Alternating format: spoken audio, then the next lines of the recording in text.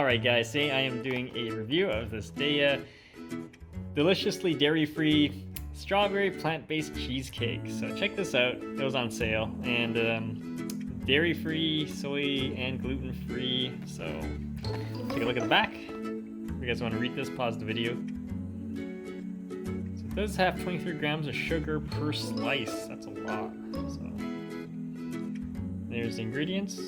Alright, let's open this up. Okay, so I got it out of the wrapper. So this is what it looks like.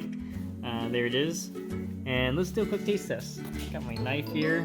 We're just gonna cut a slice. It is very dense. Wow.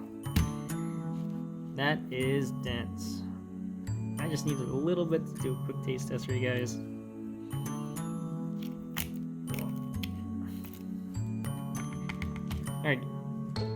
Alright, so I'm gonna try to break the sides here.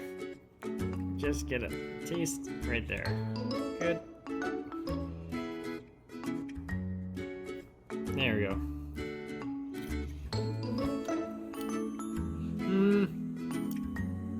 That's actually not bad.